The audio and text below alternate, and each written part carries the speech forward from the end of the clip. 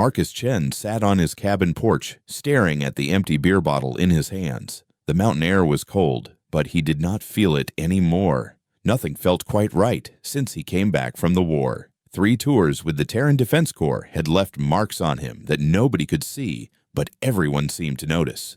The cabin was quiet, too quiet. He had bought it with his military savings, hoping the peace would help him sleep better. Instead, the silence made everything worse. Every small sound made him jump.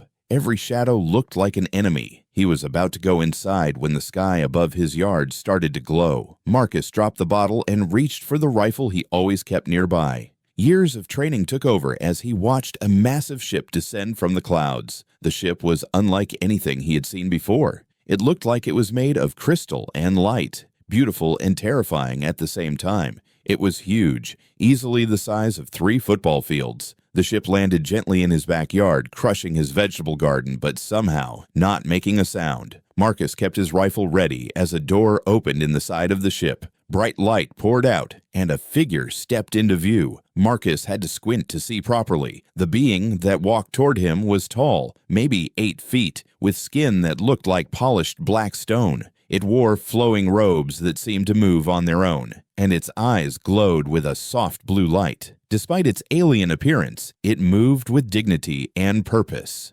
Marcus Chen. The being said in perfect English, its voice deep and musical. "I am King Veltar of the Zephyrian Empire. I come with a gift." Marcus kept his rifle pointed down but ready. A gift? From an alien king? This has got to be a joke. "I assure you this is no joke," King Veltar replied. He gestured toward the ship, and another figure emerged. At first, Marcus thought it was a wolf. Then he realized how wrong he was. The creature was the size of a small horse, with silver blue fur that seemed to move like liquid mercury. Its eyes were golden and looked far too intelligent for any normal animal. It walked with confidence, its head held high. "This is Kessara," King Veltar said. "She is a lupine sage, one of the most intelligent species in our galaxy. She will be staying with you." Marcus stared at the giant wolf. "Staying with me? Why?" The wolf looked up at him and spoke in a clear female voice with what sounded like annoyance. "Great. Another damaged soldier. This should be entertaining." Marcus nearly dropped his rifle. "It talks." "She talks," Kessara corrected him, her golden eyes rolling. "And she has a name. Try to keep up, human."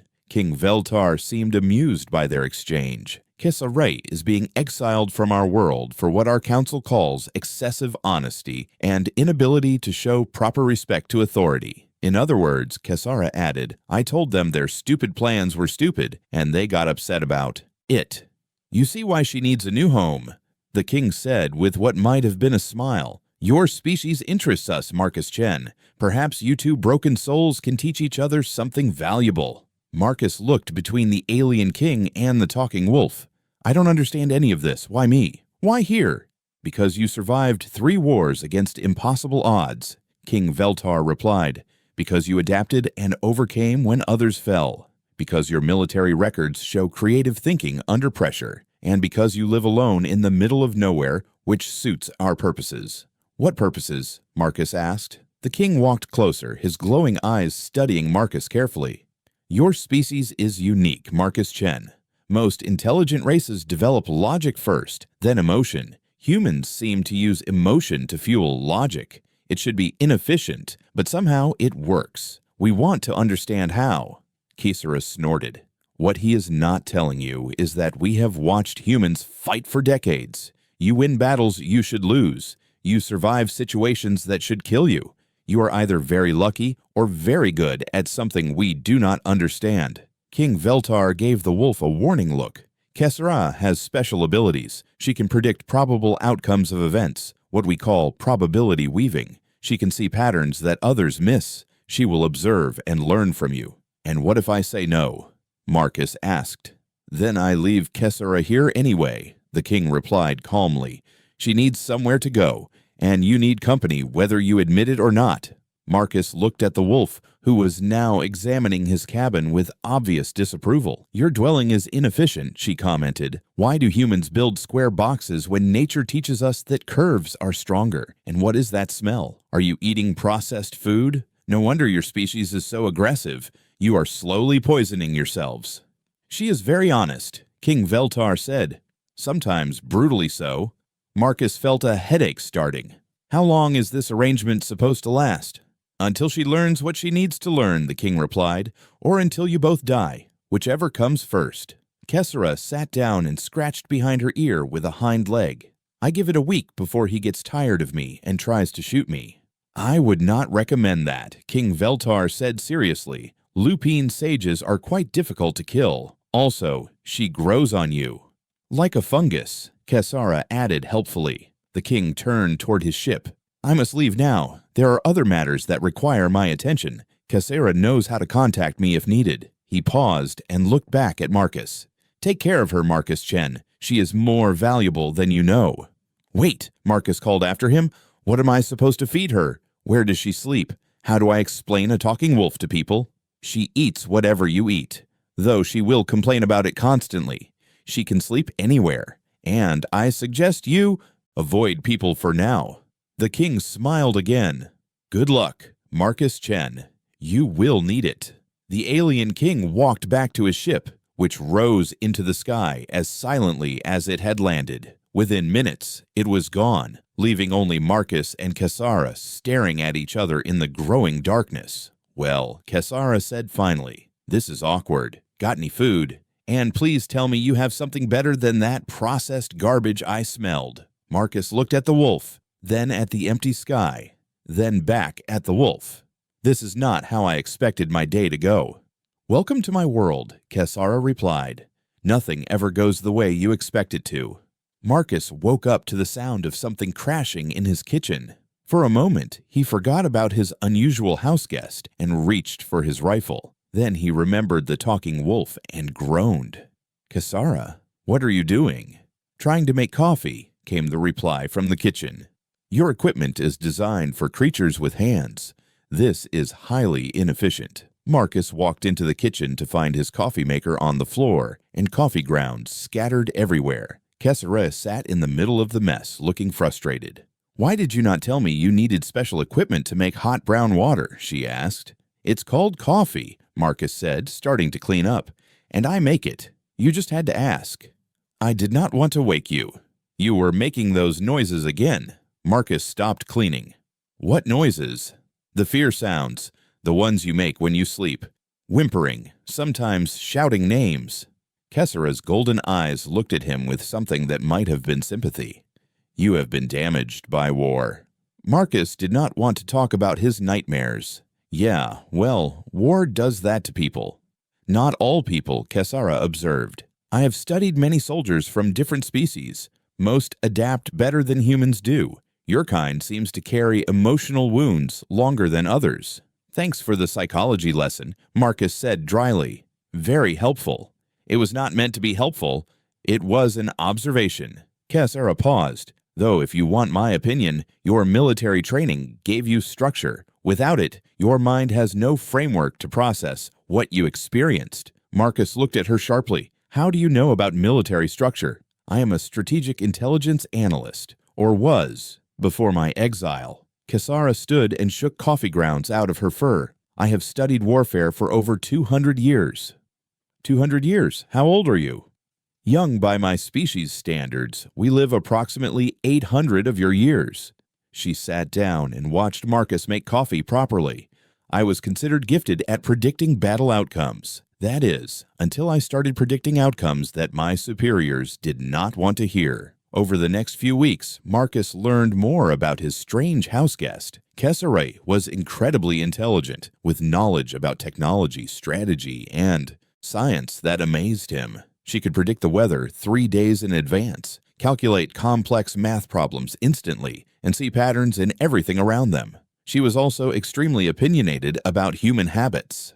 "Your house is poorly designed," she announced one morning. "The angles are wrong for energy flow. You waste heat through badly placed windows. And why do you insist on keeping food in boxes? Fresh food has more nutrients." "It's convenient," Marcus replied. "Convenient is not optimal," Kessera said. "Your species chooses convenience over efficiency constantly. It explains why you have so many health problems. Despite her constant criticism, Marcus found himself enjoying her company. She was honest in a way that most people were not. She never pretended to like something just to be polite. She never asked how he was feeling without actually wanting to know the answer. More importantly, she did not treat him like he was broken. "You are a good soldier," she told him one evening as they sat on the porch watching the sunset. "I can see it in how you move, how you scan the environment, how you maintain your equipment. Your leaders used you well." "Too well, maybe," Marcus said quietly. "Perhaps, but that is their failure, not yours. A good weapon should be maintained, not discarded when it shows wear." Marcus looked at her. "Is that what I am? A weapon?" "All soldiers are weapons," Kessera said matter-of-factly. "The question is whether you are a broken weapon or simply one that needs proper maintenance." Their comfortable routine was shattered one evening when Kessera suddenly stood up from her favorite spot by the fireplace. Her fur began to glow faintly, and her eyes took on an intense focus that Marcus had never seen before. "What is it?" he asked. "Something is wrong," she said slowly. "I am receiving probability cascades I have never seen before, multiple futures collapsing into a single point of crisis." "What does that mean in plain English?" Kessera turned to him, her expression serious. "It means something very bad is about to happen, something that will affect not just your world, but many worlds." Before Marcus could ask more questions, a soft chiming sound filled the air. Kessera's eyes began to glow brighter, and suddenly King Veltar's voice spoke through her. "Kessera, Marcus Chen, I must speak with you urgently." The voice seemed to come from everywhere at once. Marcus had never heard the alien king sound worried before. "The Devourers have found your solar system," the king continued. "They will arrive within 72 of your hours. We are coming to evacuate as many humans as possible, but our projections are not encouraging." "Who are the Devourers?" Marcus asked. Kessera answered, though her voice sounded strange, as if she were speaking from very far away. "A hive-mind species that consumes entire civilizations. They learn and adapt to any defense we use against them. In 3,000 years, no species has successfully resisted them. Until now, perhaps," King Veltar's voice said. "That is why you're there, Marcus Chen. We need to see how humans respond to impossible odds. We need to understand what makes your species different." Marcus felt his old training taking over, the familiar calm that came with receiving a mission briefing. "What kind of numbers are we talking about?" "Millions of ships, billions of individual entities. They work as one mind, learning from every encounter, adapting to every strategy." The king's voice paused. "We have tried everything. Logic, technology, superior firepower. Nothing works for long. They adapt too quickly." "But humans fight differently," Kessera added, her own voice returning. "You make decisions that make no logical sense. You win when you should lose. You survive when you should die." "Exactly," the king agreed. "Your species fights like you are insane. Unpredictable, illogical, emotional. It should be a weakness, but somehow you win battles you should lose." Marcus stood up and began pacing, his mind already working on the problem. "You want to see if human chaos can beat their order." "We want to see if human chaos can save us all," the king corrected. "This is not just about Earth anymore, Marcus Chen. If the Devourers continue to expand, they will eventually consume every intelligent species in the galaxy, including ours." Kessera looked up at Marcus. "I was not sent here to observe you for academic purposes. I was sent to learn if your species could be our salvation." "No pressure," Marcus said dryly. "Indeed," King Veltar's voice replied, missing the sarcasm entirely. "The fate of multiple civilizations rests on whether humans can do what no other species has managed to accomplish." Marcus felt the familiar weight of responsibility settling on his shoulders, but for the first time in months, he also felt something else. Purpose. "When do we start?" he asked. The sky turned dark at noon. Marcus stood in his yard with Caceres, watching as massive ships blotted out the sun. The Devourer fleet stretched from horizon to horizon, their vessels looking like twisted metal and organic matter fused together into something that hurt to look at directly. "They are beautiful in a horrible way," Kessera said quietly. "Perfect killing machines designed by evolution and enhanced by stolen technology." "How many?" Marcus asked. "Millions. Each ship contains thousands of individual devourer entities, but they all think as one mind. They learn from every battle, adapt to every strategy we use against them. The Zephyrian fleet appeared moments later, their crystal ships taking defensive positions around Earth. Marcus could see the elegant formations, the precise movements that spoke of thousands of years of military tradition. It was impressive and completely useless. The battle lasted 4 hours. Marcus watched through military satellites that Cassara somehow accessed, her abilities letting her tap into communication networks across the planet. The Zephyrian ships fought bravely and skillfully, but every tactic they used worked only once. The Devourers learned and adapted in real time. They are analyzing our weapons as we fire them, Cassara reported, her eyes glowing as data flowed through her mind. Every energy beam, every missile, every defensive pattern, within minutes, they know exactly how to counter it. The Zephyrian flagship, King Veltar's ship, held out the longest, but even it was eventually overwhelmed by sheer numbers and the enemy's rapid adaptation.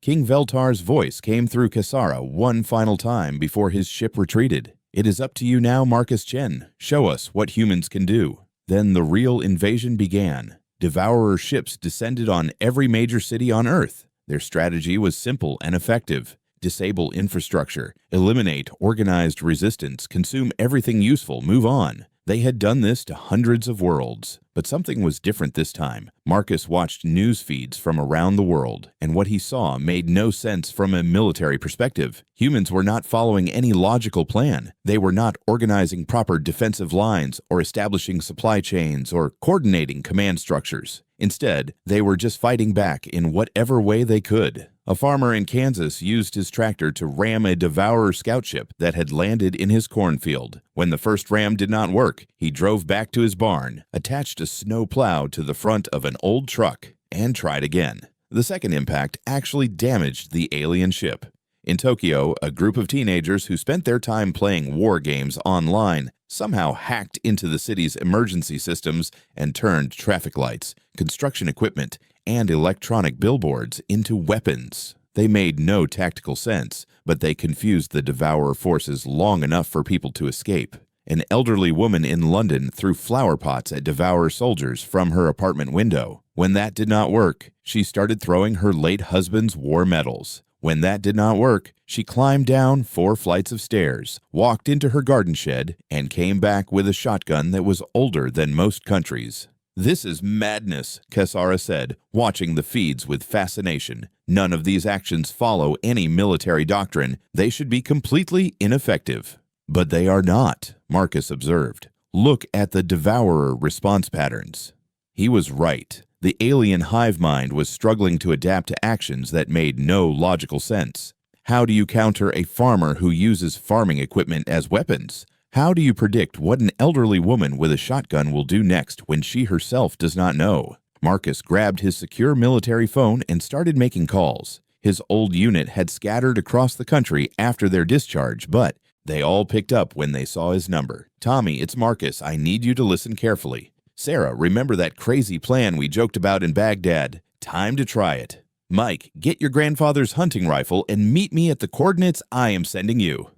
Within hours, Marcus had contacted 50 veterans across the country. None of them were near each other. None of them had the same equipment. None of them were following the same plan. That was exactly the point. "You are intentionally creating chaos," Cassara observed as Marcus finished his calls. "I am creating unpredictability," Marcus corrected. "The Devourers adapt to patterns, so we are not going to give them any patterns to adapt to." "But how do you coordinate without patterns? How do you achieve objectives without plans?" Marcus smiled for the first time in months. "Kessari, let me teach you about human warfare. We do not just fight with our weapons.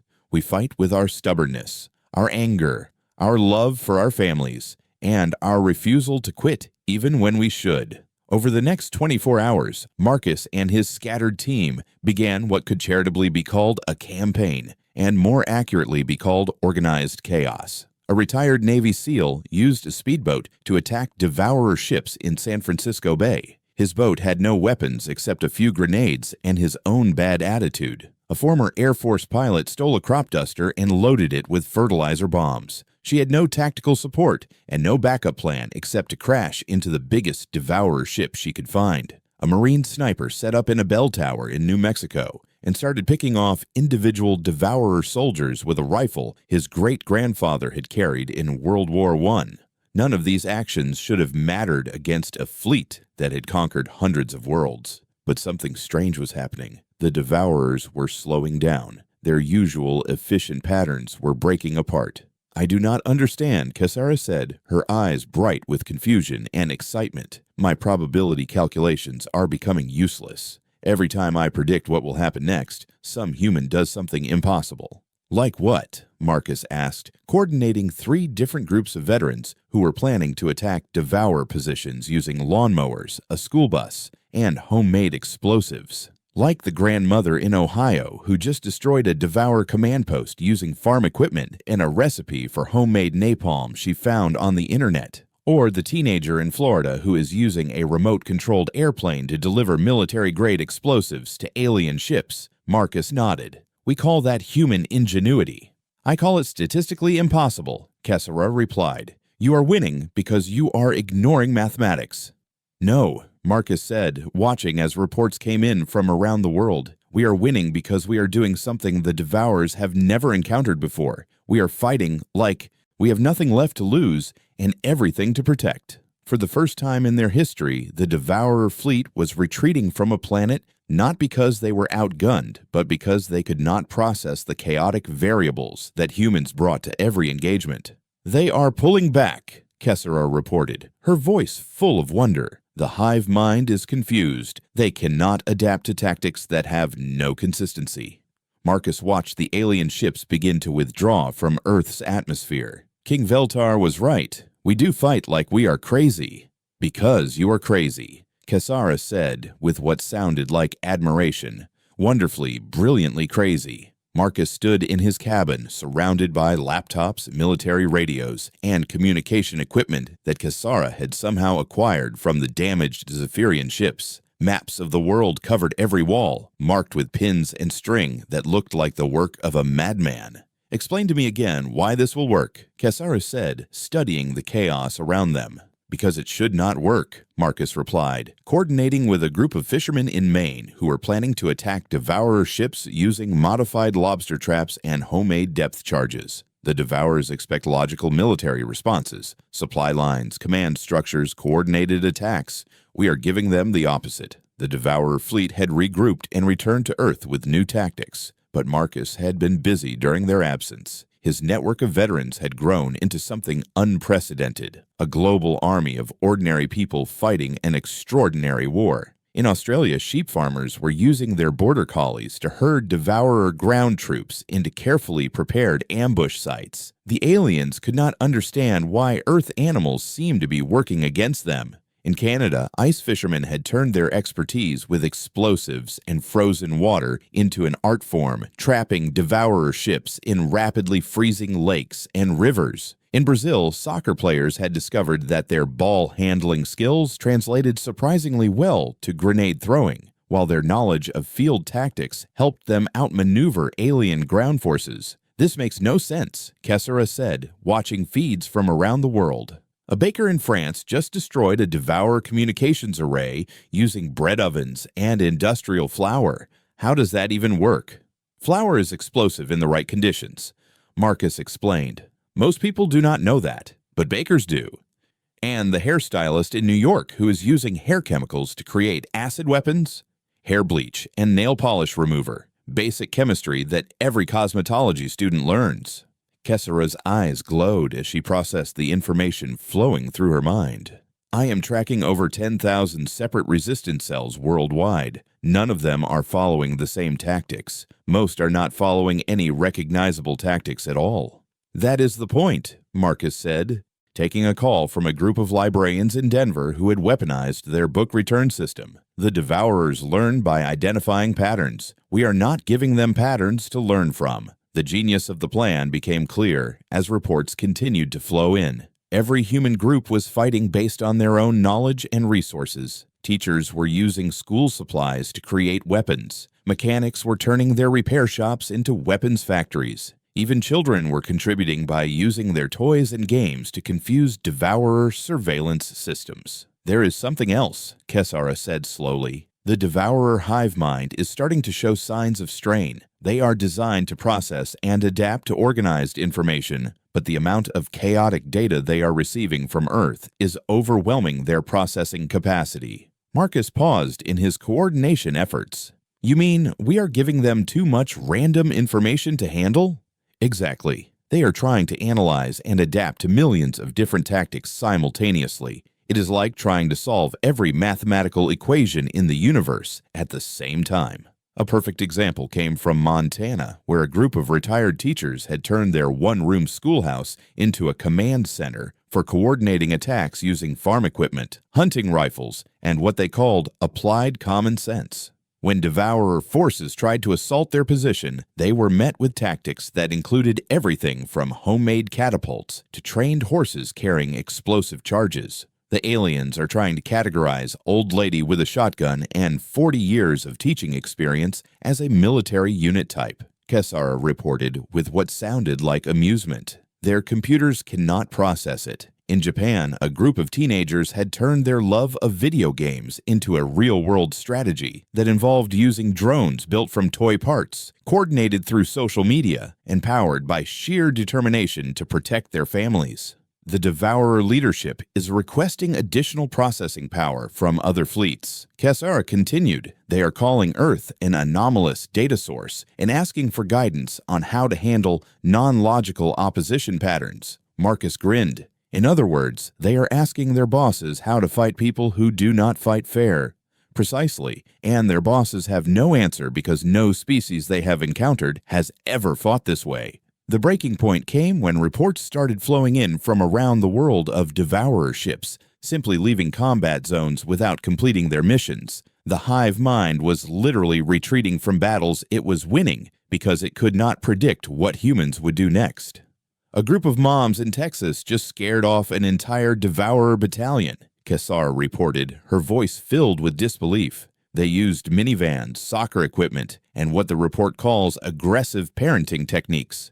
What does that mean? Marcus asked. I am not entirely sure, but it apparently involved one of the mothers lecturing a Devourer commander about proper nutrition while simultaneously hitting it with a baseball bat. Marcus laughed for the first time since the invasion began.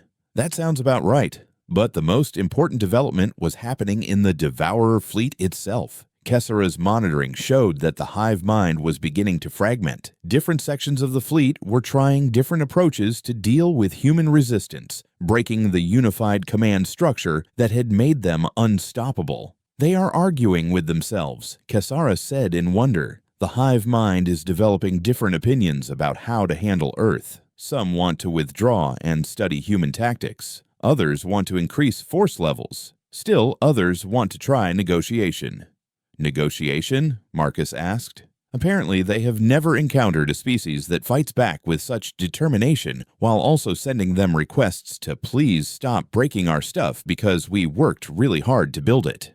The final stroke came from an unexpected source. A group of kindergarten teachers in Oregon who had organized their students into what they called a resistance daycare. The children, too young to understand fear, had started treating the invasion like an elaborate game of hide-and-seek. The Devourer ground troops are completely unable to function around human children, Kessara reported. The kids keep asking them questions, trying to pet them, and offering them snacks. The aliens are designed to handle fear, anger, and logical resistance. They have no protocols for dealing with a 6-year-old who wants to show them her pet hamster. By the end of the week, something unprecedented was happening. The Devourer fleet was retreating from a planet, not because they had been defeated, but because they could not comprehend their enemy. They are leaving, Kessara announced. The entire fleet is withdrawing from Earth's solar system. Marcus watched the ships disappear into space through his window. They will be back. I do not think so, Kessara replied thoughtfully. I am receiving communications from other Devourer fleets throughout the galaxy. They are marking Earth as a non-viable target and warning other fleets to avoid human space. What are they telling them? That Earth is inhabited by a species too insane to conquer safely. that human resistance cannot be predicted, cataloged, or countered using standard methods. Kesara looked at Marcus with something that might have been respect. They are telling other devourers that fighting humans is impossible because humans do not fight according to any rules that make sense. Marcus sat down heavily in his chair, suddenly exhausted. So we won by being too crazy to defeat. You won by being exactly who you are, Kesara corrected. Unpredictable, stubborn, creative, and absolutely refusing to give up even when facing impossible odds. Outside, the sky was clear for the first time in weeks. King Veltar's ship landed in Marcus's backyard exactly 1 week after the Devourer fleet retreated. This time, however, it was not alone. A dozen other Zephyrian vessels followed, their crystal hulls gleaming in the afternoon sunlight. Marcus and Kisura watched from the porch as the alien king approached, flanked by what appeared to be his entire royal council. Their expressions were a mixture of awe, confusion, and something that might have been respect. Marcus Chen, King Veltar said, stopping a respectful distance from the cabin. You have accomplished something that was previously thought impossible. We got lucky, Marcus replied, though he was not entirely sure that was true. No, the king said firmly. Luck had nothing to do with it. You demonstrated something that my people have never seen before, the ability to turn chaos itself into a weapon. One of the king's advisors stepped forward, a tall Zephyrian with silver markings on her dark skin. Our strategists have been analyzing your global resistance for the past week. We cannot find any logical pattern to your tactics. That was the point, Marcus said. Yes, but how did you coordinate it? How did millions of humans fight as one without any central command structure? How did you achieve victory without following any recognizable military doctrine? Marcus looked at Kesara, who had been unusually quiet since the king's arrival. Want to field that one? Kesara stood up and addressed the Zephyrian Council with something approaching respect. They fought as one because they were fighting for the same thing: their home, their families, their right to exist. They did not need orders because they each knew what needed to be done. But how did they know what to do without training or preparation? Another advisor asked. They improvised. Kesara said simply, humans excel at adaptation under pressure. They take whatever resources they have available and find ways to use them that no one else would think of. King Veltar stepped closer to Marcus. We have received communications from Devourer fleets across the galaxy. They are avoiding not just Earth, but all human colonies and outposts. They have classified your entire species as a strategic hazard. Marcus could not help but smile at that. Strategic hazard, I like it. More importantly, the king continued, we have received requests for alliance from dozens of other species who have heard about what happened here. Everyone wants to learn how humans fight. And what do you want? Marcus asked. We want to offer Earth full partnership in the Zephyrian Empire, not as a conquered territory or a client state, but as an equal partner. We want to learn from you, and we hope you will learn from us. The offer was impressive, but Marcus had learned to be careful about alien gifts. What exactly does that mean? The silver-marked advisor answered. It means combined military operations, human chaos specialists embedded with our fleets, and Zephyrian strategic advisors working with your forces. It means shared technology and resources. It means that when either of our peoples faces a threat, the other comes to help. It means, King Veltar added, that we stop fighting separately and start fighting together. Marcus thought about the veterans he had coordinated during the invasion. Most of them had found new purpose in the resistance, a reason to use their skills for something that mattered. I would have to ask them, but I think my people would be interested. And you, Marcus Chen, would you be interested in leading such an alliance? Marcus was quiet for a long moment. The offer was tempting, but he had learned something about himself during the invasion. I appreciate the offer, King Veltar, but I think I am more useful here. Let someone else handle the politics and the formal stuff. I will stick to training and coordination. Training who? The king asked. The first joint human Zephyrian units. People need to learn how to work together. Your people need to understand human unpredictability, and my people need to understand alien technology and strategy. Kesara looked up at him with what might have been pride. You want to teach them what we have learned. "We have learned that neither species can do alone what both can do together," Marcus said. "Your people are brilliant strategists with incredible technology, but they think too logically. My people are creative and adaptable, but we lack the knowledge and resources you have." King Veltar smiled, an expression that was becoming more natural on his alien features. "You are proposing a permanent exchange program."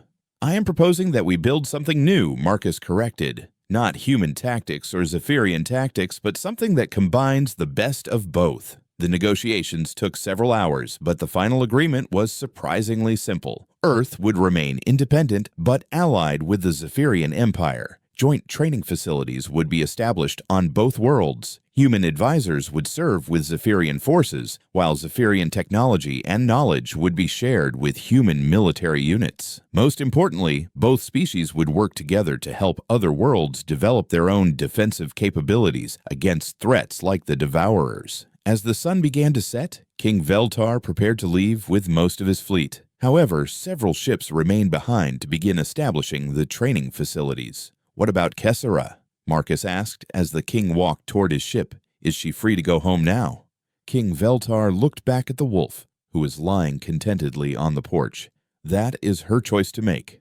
"Kessera?" Marcus asked. She opened one golden eye to look at him. "I have been thinking about that. My original mission was to study human adaptability and determine if your species could be useful in fighting the Devourers. Mission accomplished. So you are leaving." "I did not say that." Kessera sat up and stretched. "I have learned something interesting during my time here. My people value logic and predictability above all else. Your people value creativity and adaptability. But you, Marcus Chen, have taught me something that neither species fully understands." "What is that?" "That the most logical thing to do is sometimes to embrace the illogical. That strength comes not from perfection, but from the ability to be perfectly imperfect when the situation demands it." Marcus scratched behind her ears, something that had become a comfortable habit over the past weeks. "Is that your way of saying you want to stay?" "It is my way of saying that I have found something here that I did not expect to find." Kessera leaned into his touch. "I found a partner who makes me better than I am alone." "The feeling is mutual," Marcus said quietly. King Veltar's ship rose into the evening sky, leaving behind the beginning of a new chapter in galactic history. Over the following months, Marcus and Kessera worked together to train the first joint human Zephyrian units, teaching them how to combine logical planning with creative improvisation. The program was remarkably successful. Human soldiers learned to use alien technology in ways the manufacturers had never intended, while Zephyrian forces learned to adapt their tactics in real time based on changing conditions. More importantly, both species learned that their differences were not obstacles to overcome, but strengths to be celebrated. Marcus never did overcome his nightmares entirely, but they became less frequent. Having a purpose again, having someone who understood both the value of structure and the necessity of chaos, helped him find a balance he had never expected. One evening, as they sat on their porch watching the stars, Kessera made an observation that summed up everything they had learned. "You know, Marcus, for a species that claims to hate war, humans are remarkably good at it when you are fighting for something you love." Marcus looked up at the stars, where human and Zephyrian ships now patrolled together, protecting both their worlds from any threat that might arise. "That is the most human thing about us, Kessera. We are at our best when we are fighting for each other." "Even when each other includes talking alien wolves." Marcus smiled and scratched behind her ears again. "Especially then." In the distance, a shooting star crossed the night sky, and for the first time in years, Marcus made a wish. Not for the war to end because it already had. Not for peace because they had found that too. He wished for the partnership he had found with Kessera to spread throughout the galaxy so that other species could learn what they had discovered. That the greatest strength comes not from being perfect alone, but from being perfectly imperfect together.